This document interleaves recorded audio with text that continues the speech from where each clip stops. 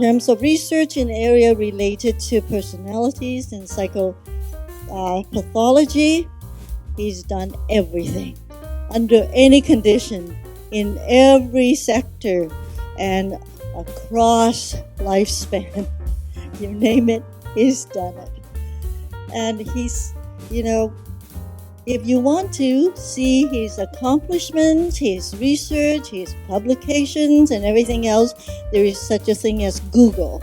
So you can Google it. I'm not going to waste any time on telling you that. But you know what? He has supported us ever since the year 2000. So to me, he's the INPM family. And with his wife, Debbie, who's not able to be with us today, and I really miss her. And as a person, to me, he's more than an outstanding scholar. He's a wise, calm, caring, thoughtful friend. And as a scholar, he models for us to follow your passion, to explore unknown territories, and also the longevity of research. And please welcome Dr. Sal Maddi. Thank you so much. Thank you. Can you hear me? Yeah. Okay, good. Thank you for being here this morning. I'm going to cover two things today. One is a kind of summary of 30 years of theorizing, researching, psychotherapy, and consulting on hardiness.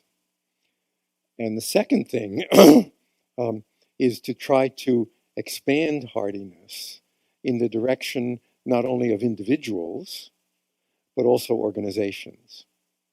Okay? So that's the general sense of what I'm going to be covering. As you can see from the title, I want to make sure that you recognize that we're trying to get organizations into this too, okay? Now,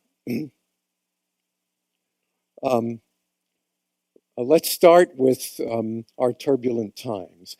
Basically, the assumption that we've made all along is that life is by its nature stressful. That's normal. It's not abnormal. Life is by its nature stressful. And this slide kind of covers it. In terms of mega trends over there on the right, life is naturally stressful. Basically, it's the developmental process for individuals that is by its nature stressful. Think of getting pushed out of your mother's womb when she gives birth to you. It's painful. And when you get out, the doctor slaps you on the back so that you have to begin breathing for yourself.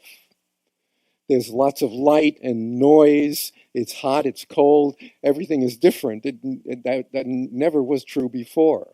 That's what Otto Rank used to call the birth trauma. Okay, that's stressful. You begin to cry, right?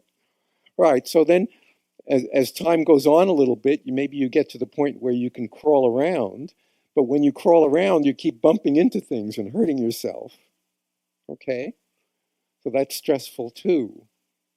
And then, no sooner do you begin to form relationships with your family of origin, but you have to begin going to school. Your mother takes you to kindergarten and drops you off, and you cry. And why do you cry? Well, what you're used to isn't there anymore. You have to take orders from your teacher, and you have to begin trying to interact with other kids you don't even know, right? It's all stressful. Okay, maybe you assimilate to that finally, but then as time goes on, schooling goes on, when you're in high school or so, you have to begin thinking about what your life is going to be like. You're no longer simply a subordinate measure of your member of your family of origin. You have to sort of find out how to accomplish things for yourself in society. What should your career be? Should you form relationships with people? And if so, who? And how deep should the relationships be? And that continues on for quite a period of time. Then when you go to college, you're separated even further from your family of origin, and it becomes time to begin thinking of starting what the anthropologists call your family of reference. Okay? So do you let yourself fall in love with somebody? Do you choose to go to graduate school, or what kind of job do you start looking for? And that that continues to go on. Let's say you get married. Let's say you have a job. You begin having children of your own, and you have to begin helping them with their developmental stresses, which is stressful for you too as a parent. And in addition to that, your job may or may not work for you, and you have to figure out what to do, and and keep going, and then before very much longer, you've reached the second half of your life, and you begin looking back on the first half and worrying about dying, things like that, and and as you get older and older, your children need your help more. The people around you begin getting sick and maybe dying, and maybe you're getting sick too, and et cetera, et cetera. And I could go on forever, but in point of fact, developmentally speaking, life is by its nature stressful. Okay. Now, going further, if developmental stresses aren't enough, think of what happens when they're added to by external factors, socio-environmental factors that you have very little control over, okay? Like technological advances. I had to get help to put my disk in a computer this morning because I'm not the computer generation. I know a little bit, but not very much, right? Technological advances. Now, as soon as I master a computer program, it becomes obsolete.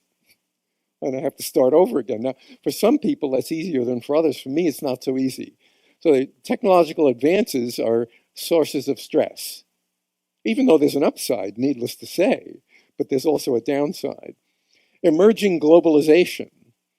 One thing that's happened in our telecommunications industry is emerging globalization. I've had people come to me for psychotherapy related to that. For example, one investment banker who was having more and more anxiety because he was having to do business more and more with people in other countries, different cultures, whom he would never meet. But there was a lot of money at stake, right?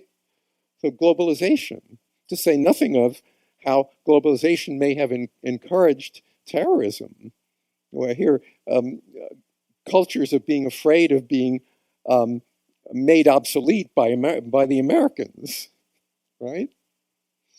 Okay, mounting competition. More and more competition all the time. One aspect of globalization is just that. The Irish economy has improved dramatically because they've learned how to write computer programs, and they get a lot of business from the United States because it's cheaper than hiring people here to do it, in the United States to do it. We're not in the United States here. But you see, there's mounting competition as a result of globalization and technological advance. Equal opportunities for women and minorities. That's an ongoing process in the United States and Canada, and that's all very good. It's wonderful. But of course, it also means that it's going to be stressful for both the people who are losing all of their capabilities, because now there are other people that need to be taken into account too, and also these people who are being taken into account get looked at critically by the people who are losing their capabilities. So there's a downside to this upside as well. Aging population. We're living longer and longer, And that is causing a lot of problems in jobs. There aren't so many jobs. It's not so easy to get jobs for younger people because the people are living longer and longer. In the academic world, those of you who are in it know what's going on. People, well, for example, me, I don't have to retire. In California, there's no mandatory retirement age. So they have to keep paying me. I have tenure, but it means that we can't hire younger people because there's no more money, right? So the aging population has obviously positive factors, but there's also negative factors in terms of stress for everyone. And then finally, economic fluctuations. I don't need to have to say anything about that. Think of what's happening now.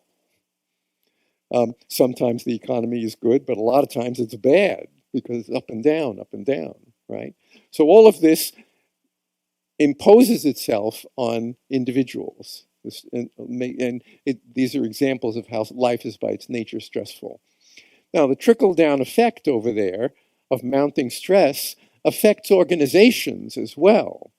Companies reorganize, merge, start up, close down. Nobody knows what's going on, oftentimes.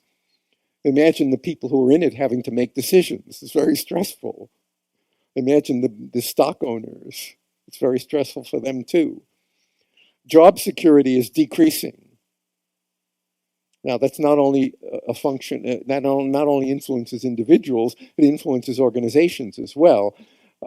Jobs come and go. Company loyalty is decreasing because nobody really thinks that they can stay in the same company for 35, 40 years and then get a retirement party and get their gold watch. It's not the way it happens anymore, right? So companies have problems because the employee loyalty is decreasing. Now, employers are struggling to keep and attract the best staff because they can't hire everyone, but it's very important for them to get the best staff, but it's really hard because those are the people who are being competed for by all of the organizations, okay? Employees are hard-pressed to bring the best out of their staff. Their staff is decreasing in loyalty, and here the employers are trying to do the best you can, right? Well, why? I'm just going to do what you tell me, and that's it, right? And then finally, companies need to turn changes to their advantage, and that's pretty hard too. It requires what's called transformational leadership, and that's hard for a lot of people who never learned it, okay? A lot of decision makers in organizations. In my consulting work, I've encountered supervisors who say, hey, they have to do what I tell them to do. And when they do it, I don't even have to reward them. They're just doing what they're supposed to do. That's not transformational leadership. And it's going to cause trouble because it would decrease the loyalty of the subordinates even more. Okay? So you get the idea. From my point of view, life is by its nature stressful. Now, what about that? What's the answer? Well, the answer is resiliency through hardiness. And by the way, be careful. For me, resiliency is not just surviving. It's thriving as well under stress. It's not just surviving under stress, but thriving under stress. That's the answer. And from our point of view, hardiness is the pattern of attitudes and skills that makes that possible. We'll get into that a lot more. Just let me see if we need to say anything on this slide. The other side of stressful change is opportunity. Okay, that's a way of looking at it. The other side of stressful change is opportunity. Okay. If you notice the book that I co-authored with my wife, Debbie Koshaba, and my wife and colleague, who couldn't be here today, she really is very sorry she couldn't be here. Its title is Resilience at Work, but the subtitle is not how to survive no matter what life throws at you. Instead, the subtitle is how to succeed no matter what life throws at you. It's not a matter of survival, it's a matter of success, okay? Resiliency is the fact of surviving and thriving under stressful circumstances. Okay. Hardiness is the pattern of attitudes and skills that facilitates resiliency. I covered that enough already. The hardy attitudes are the 3 C's of commitment, control, and challenge. Now, commitment is the attitude you have that no matter how bad things get, you want to stay involved rather than pull back. The attitude of control is no matter how bad things get, you want to keep trying to have an influence on outcomes rather than let yourself sink into powerlessness and passivity. And challenge, the 3rd C, is the belief that life is by its nature stressful, and this normal stress is an opportunity to grow and develop by what you learn, rather than the opposite of challenge, which is the belief that you're entitled to easy comfort and security. Okay? All right, so, and then there's this commitment, control, and challenge constitutes what we consider the courage and motivation to do the hard work of turning stressful circumstances from potential disasters into growth opportunities. It's hard work, okay? And that work involves the hardy skills of problem-solving coping rather than denial and avoidance, socially supportive interactions rather than interactions that where conflicts fester, and then finally beneficial self-care rather than self-care which is a sign of denial and avoidance and just undermines your health. Okay, so that's what it's all about, hardiness.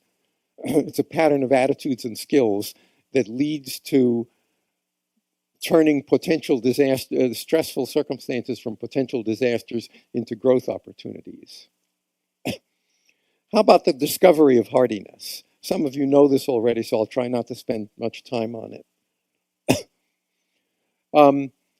We discovered the empirical discovery of hardiness, I should say. We had done a lot of conceptualization already, but the empirical discovery of hardiness happened through our Illinois Bell longitudinal study. It was a 12-year study at Illinois Bell Telephone, headquartered in Chicago. That's when I was teaching at the University of Chicago, and where I met Debbie, my wife.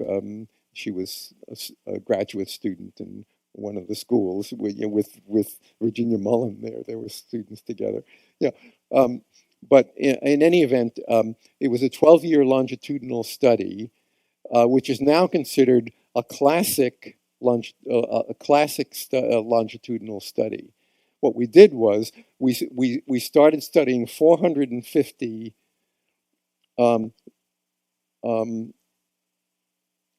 supervisors, managers, and decision makers at Illinois Bell Telephone. 450 volunteers. I was a consultant for Illinois Bell Telephone at the time, so it was easy for me to get to do this. And the study was paid for by not only the National Institute of Health, but also Illinois Bell Telephone. And every year, we studied these 450 subjects very, very carefully, psychologically and mentally. Physically. Mentally and physically, every year for those 12 years. What we were doing is waiting until the writing was already on the wall that our government, you see, at the time when we started the study, which was in 1975, I guess. Yeah, 1975. The telephone service was a federally regulated monopoly, because our government believed that cheap, reliable telephone service is in the national interest. Illinois Bell Telephone didn't have to make any profit. They didn't have to make any money. They just had to produce reliable and inexpensive telephone service for people. But the writing was on the wall because of technological advances, and our government was beginning to think, hey, we have to deregulate the telephone industry to make room for what's now become the telecommunications industry, where they wanted to encourage competition to get its development to be faster. Now, nobody knew exactly when that deregulation of the telephone industry would happen, but in 1975 we began studying these subjects, waiting for that deregulation to take place. It took place in 1981, and then we continued collecting data on these people for another 6 years, from 1986, which is when I went to the University of California in Irvine. Okay. And of course, what we found is that 2/3, from 1981 to 1986, 2/3 of the subjects in our sample fell apart. There were heart attacks, there was cancer, there was strokes, there was violence in the workplace, there were divorces, there were depression disorders, anxiety disorders. Okay? But you know what? The other third not only survived, they thrived. They did better than they had been doing before. Okay? So what we did was we ran back to the data before the upheaval from 1975 to 1981 to see how this 2/3 of the sample differed from the third that had survived and thrived. And that's how we got our first empirical signs of hardiness. What we found, of course, is that the ones who survived and thrived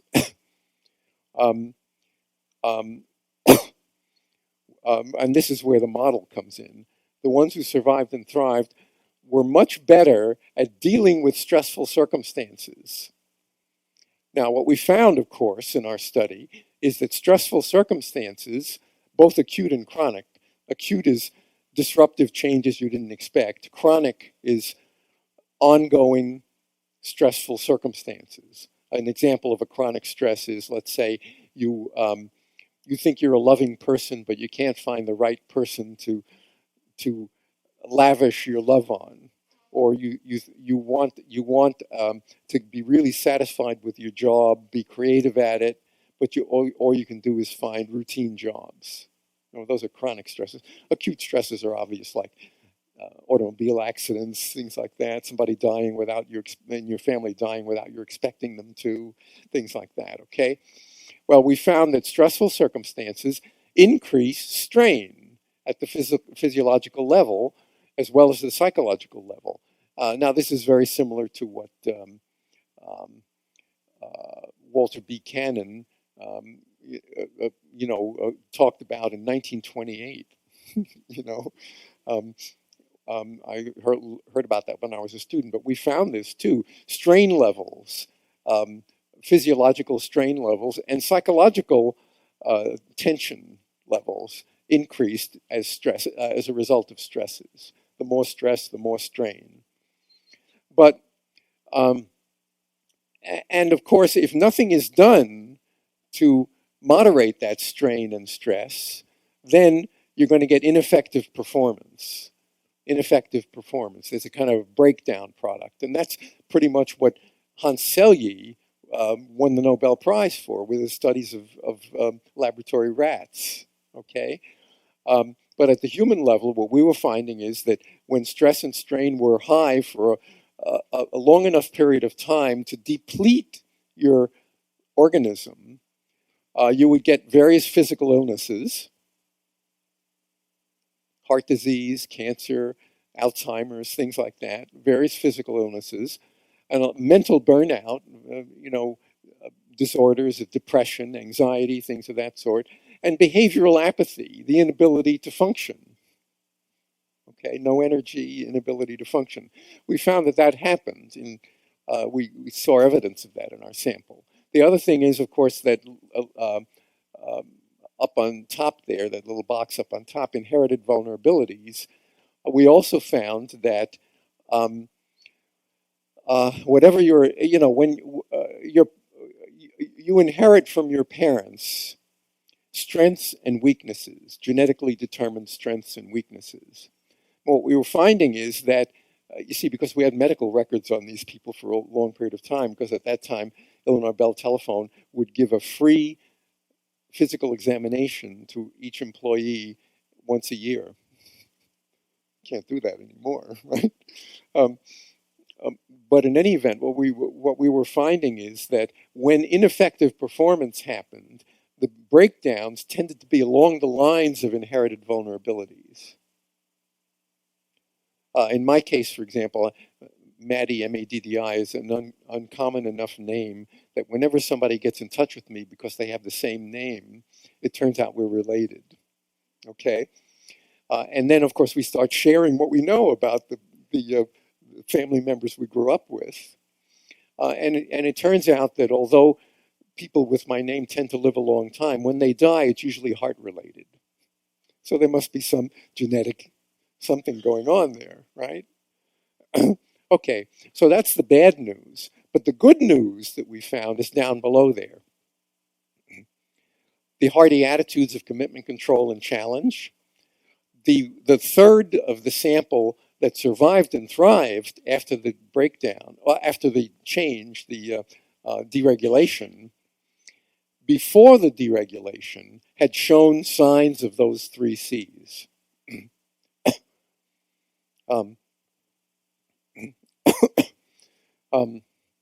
For example, one of the managers who had survived and thrived after the deregulation, when we had interviewed him about what is it like to work at Illinois Bell Telephone, he said, well, to be a good manager at Illinois Bell Telephone, you have to have a bell-shaped head.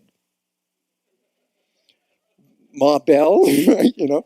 But what did he mean? We asked him what he meant, and he took us over to his bookshelves, and he showed us essentially an encyclopedia, a whole about 10 or 15 volumes, published by AT&T, American Telephone and Telegraph, which was the parent company of Illinois Bell Telephone. And he says, you know, I'm a manager, right? Yes, you're a manager. Well, what happens when a problem comes up, he says. What happens when a problem comes up? I don't know, you tell us.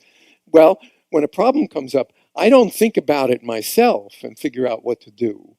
I go to this encyclopedia, look it up, and it tells me what to do. And to be a good manager at Illinois Bell Telephone, that's the way you have to function. See, he was saying his own capabilities were not being used. Now, after the deregulation, he did much better. He had more energy, more enthusiasm. He rose to the top of the heap, okay, because he could do more. He wasn't being restricted, okay. So that the hearty attitudes there. Now, those hearty attitudes we found lead to coping in a hearty way with stresses rather than by denial and avoidance or feeling victimized and striking back. Feeling victimized and striking back or denying and avoiding are what we call regressive coping. What was important here for the people who survived and thrived was problem solving or hearty coping. And you'll see more about what's involved there when we get on to the next slide. But anyway, that coping was very, very important. And you see a line up there because it decreased the stressfulness of the circumstances and therefore decreased strain and the likelihood of ineffective performance. Hearty attitudes also increased hearty social support. In other words, instead of letting relationships with significant others, the conflicts in relationships with significant others fester, or just pulling away from them. Hearty social support involved recognizing those conflicts and trying to resolve them through the way you communicate and replace them with a mutual pattern of giving and getting assistance and encouragement. These are significant others, like the people you work with. giving and getting assistance and encouragement rather than just letting the stressful circumstances, the conflicts fester or pulling away. Okay? And then finally, hearty health practices. What we found there is with regard to relaxation, whenever the stress got too high, these people who survived and thrived after the deregulation tended to use relaxation activities. They, in terms of nutrition, they avoided the tendency to eat sweet and fatty foods, which is what the body tells you to do when you're under stress. They avoided that tendency, so they didn't gain a lot of weight or undermine their health. And they did physical exercise rather than just laying in bed and watching TV. And of course, health supplements. So you see those four boxes at the bottom, which is the good news of hardiness. The arrows go in both directions. What that means is that, the hearty health practices have their effectiveness is by decreasing strain. It doesn't decrease stressful circumstances. Unfortunately, some physicians, when you're under stress, they just tell you to engage in hearty health practices. They don't tell you anything about hearty coping, right? It's not enough, but at least hearty health practices decrease strain, which also has an overall effect of decreasing ineffective performance under stress. But if you put those four together at the bottom, the reason the arrows are in both directions is that hearty attitudes, one direction is that hearty attitudes provide the courage and motivation to do the hard work of hearty social support, hearty coping, and hearty health practices. But now what we've also found out in the training of hardiness, and we'll get onto that later, the training of hardiness, is that if you put people through, force them to go through, because they're in a course with you, force them to go through hearty coping, hearty social support, and hearty health practices, that will also deepen. You can also teach them how to use the feedback they get from that to deepen their hearty attitudes. So when the course is over, they can carry it on by themselves because they now have the courage and motivation to do so. That's very important. Once again, many people don't recognize that who try to help people with stress. I've done psychotherapy. Where I live in Laguna Beach, California, is very wealthy. I've done a lot of psychotherapy with people in companies, managers who feel overwhelmed with stress and whatnot. And it turns out oftentimes they go to a spa for a week, once a year, usually paid for by their spouse as a present. And at the spa, they learn about hearty health practices mostly. They may even learn a little bit about hearty coping and hearty social support, a little bit. But you know what? They're never taught to use the feedback they get from those efforts to deepen their hearty attitudes. It's as if the hearty attitudes aren't recognized. So when they go back home, they have all this information that if they followed through on it, it would be helpful, but they don't follow through on it. Okay? So anyway, that's the hardiness model. I'm afraid I'm going to run out of time, so I just want to go quickly. There's a lot of hardiness research. It's not just beyond the Illinois Bell telephone study. A lot of hardiness research has been going on all around the world, by the way. Our measure of hardiness has been translated into more than 20 foreign languages. In any event, I'm just going to go very quickly through this. Hardiness in military missions is Paul Bartone, who's a graduate student of mine. He's now thank you, that'll help. He's now a colonel in the Army. He found that he measured hardiness right before U.S. Army personnel were deployed were deployed overseas in either peacekeeping or military missions or war missions. And what he found is The higher their hardiness levels before they were deployed, the more they avoided, when they encountered life-threatening circumstances, the more they avoided sinking into post-traumatic stress disorder and depression disorders. These are all published papers. Hearty Attitudes and Culture Shock. Michael Attella, he was also a graduate student of mine. I supervised all their dissertations. This was his dissertation. He measured hardiness on a group of business people right before they were deployed to China to help teach the Chinese computer technology. This was years ago, it was 20 years ago.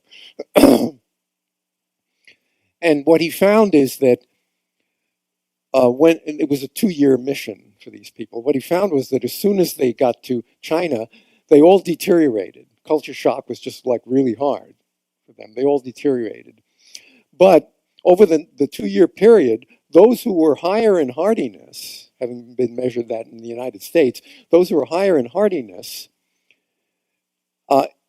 increased more completely, improved more completely and faster than those who were low in hardiness.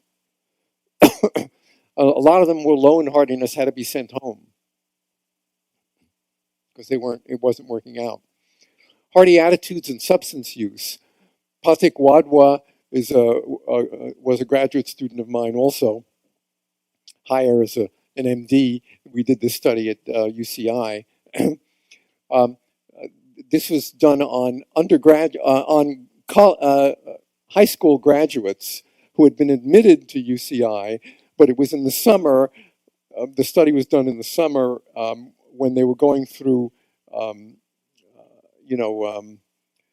help them understand what it would be like to be in college rather than high school.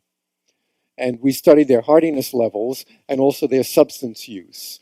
The substance use was studied not only by questionnaires, but also by urine samples. And we found that the higher the hardiness level, the lower the substance use in these people. Okay? There's a lot more that could be said, but it'll take forever, so I won't do it. They're all published papers. Hardiness and basketball performance. Mike Hess was an undergraduate of mine at UCI. He was also the star guard on the basketball team. And he wanted to do an honors study, and this was his honors study. I helped him figure out what to do. But in any event, he measured hardiness levels on varsity male basketball players in high school in the summer before the basketball season began. And then he got information as to how they had performed throughout the season when it took place. There were 7 measures of effective performance, like number of points scored, number of assists, things like that, those of you who know basketball. And he found that 5 out of the 7 measures, the higher the hardiness levels was in the summer, the better the performance on 5 out of those 7 measures during the year. He got that information from their coaches, right? And of the 2 that weren't, where there wasn't a correlation, one was number of free throw points. Those of you know that the only calm in a basketball game is when you step up to the line to throw a free throw. Everything else is madness, right? So with the madness, hardiness made a difference. Okay. Hearty attitudes in military training. Mina Westman, she's at Tel Aviv University, did this study on Israeli military who were about to enter officer training school. She measured their hardiness levels, and then she saw how they did in officer training school. And this is what she found. Those who were high in hardiness described the training, the officer training school training, as very stressful and graduated successfully. Those who were low in hardiness described the training as a piece of cake and tended to fail out. Okay? Enough said. And then hardiness, attitudes, and leadership, Bartone and Snook, the same Bartone. This is a published paper also on West Point military cadets. He followed them for the 4 years of their training and found that the higher the hardiness attitudes were before the training began, the better these scores these people would have on measures of transformational leadership. That is, trying to bring the best out of your the people you're supervising. Okay. Hearty attitudes and billable hours, creativity, authoritarianism, existential meaning, and hearty skills. These studies were all done by me and various students of mine. And basically what it shows is that the higher your hardiness attitudes, if you're an entrepreneur, the more billable hours you get to be able to charge people for. The more billable hours. To get billable hours, you have to find clients and service them well so they stay on as clients, right? So hardiness helped there. It also helped in creativity with another sample, a different sample. The higher the hardiness level, the more on a measure of creativity called unusual uses, where I better not go into it all, it'll take too long. The higher the hardiness level, the lower authoritarianism. The higher the hardiness level, the higher existential meaning, and the higher those hardy skills were in those samples, okay? Then finally, Don Lifton at a college in upstate New York found that the higher the hardiness levels of students just entering college, the greater their retention rate subsequently. Now we've found just recently that the higher the hardiness levels with undergraduate students at UCI, then when they graduate, we looked at their GPAs, and the higher their hardiness levels, the more their GPAs had improved during their time in college. And then finally, hardy attitudes in firefighter recruits. This was done at Long Beach Fire Academy. And they came to us because they were their recruits were dropping out, and it was costing a lot of money, and it was difficult. And so what we did was we measured hardy attitudes in recruits before they started. And what we found is that in the 4.5 months of very stressful training, believe me, it's really stressful. I could give you all sorts of examples, but there's no time.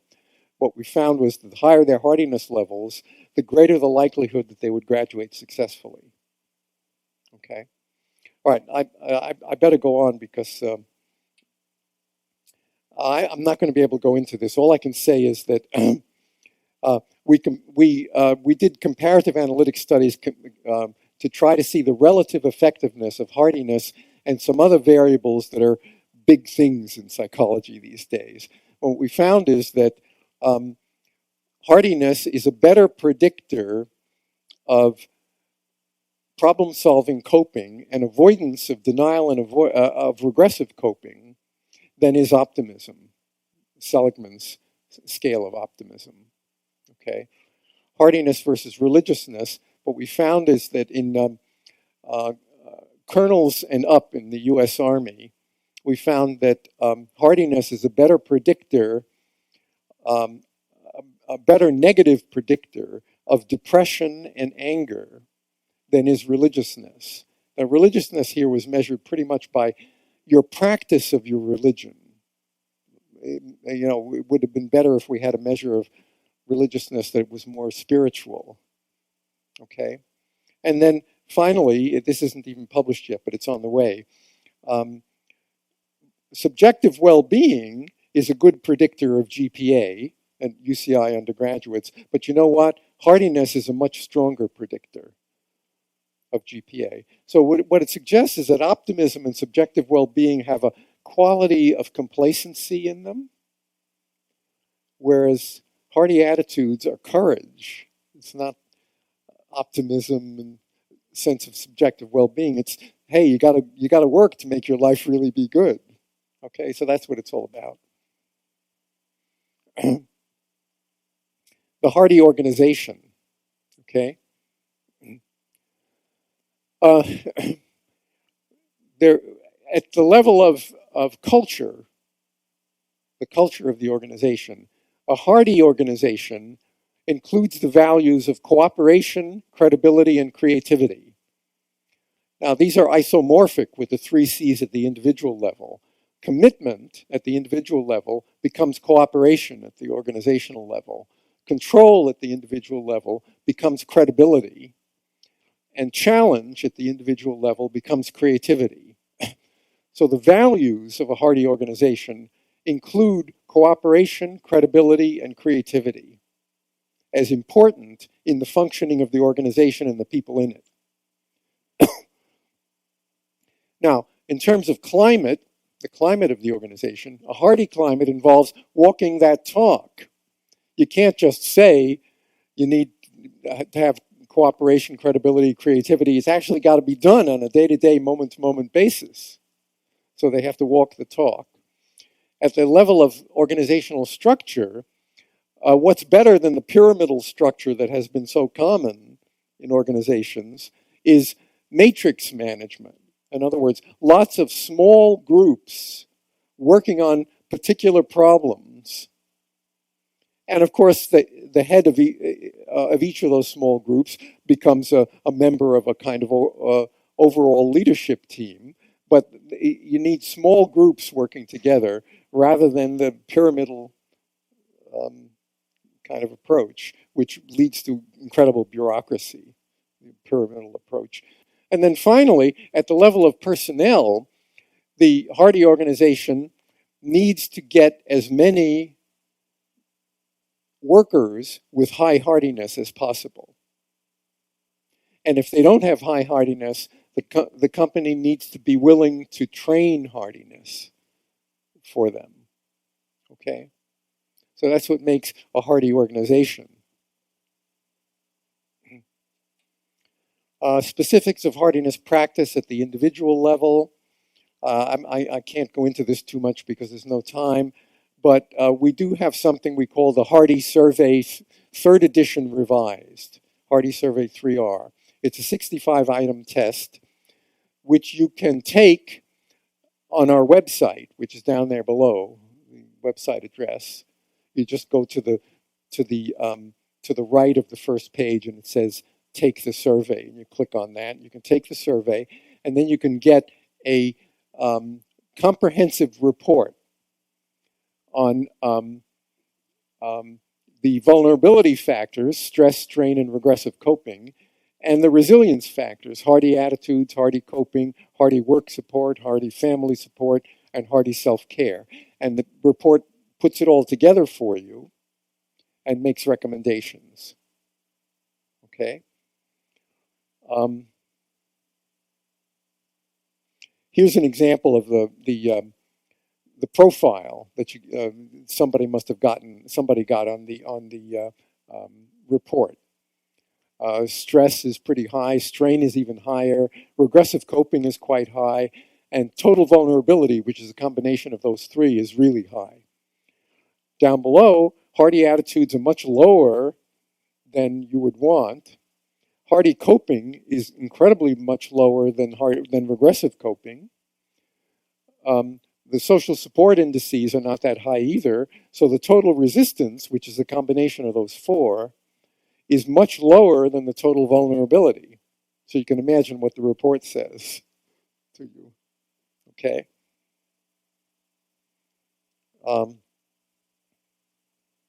Now, I'm not going to be able to go into this because we have to stop at 10, right? We have to stop at 10? Okay, I'm not going to be able to go into this, but in any event, basically what we do in our training is there's training on hardy coping, hardy social support, hardy relaxation, meditation, hearty nutrition, and hearty exercise. Those are the 5 fingers in the hand. But we also teach you how to use the feedback you get from that training to deepen your hearty attitudes, which is the palm of the hand. And the fingers don't work without a palm, right? Okay.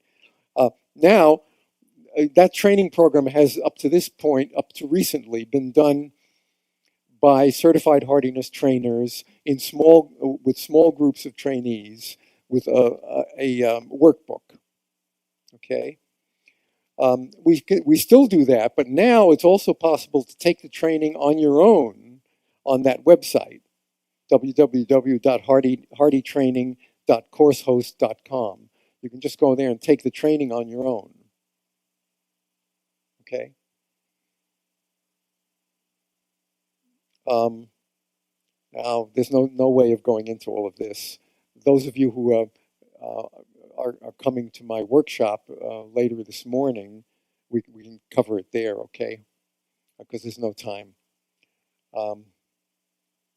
Yeah, can't do this.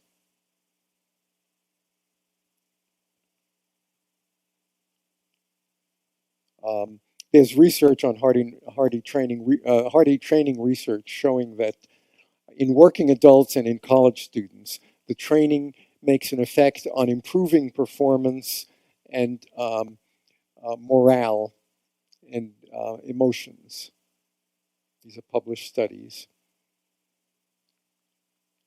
Now, at the organizational level, if you're doing consulting for an organization and you want to use hardiness, there has to be an assessment, which is the hardiness of the culture, climate, structure, and personnel along the lines that I mentioned before.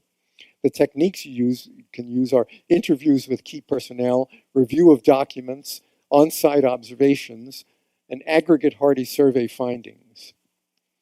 And to implement what you find out, you need to propose and facilitate the needed changes. And the techniques there are recommendations, organizational consulting, coaching, and Hardy training. Okay? Now, I'm just going to close with this.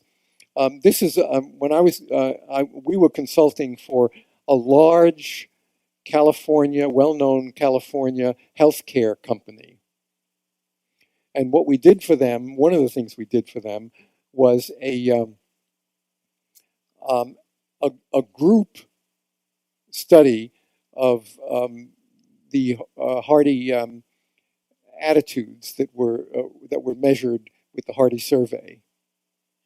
Well, everything, not just the Hardy attitudes, but everybody in the company took the Hardy survey, and this is the results that we found.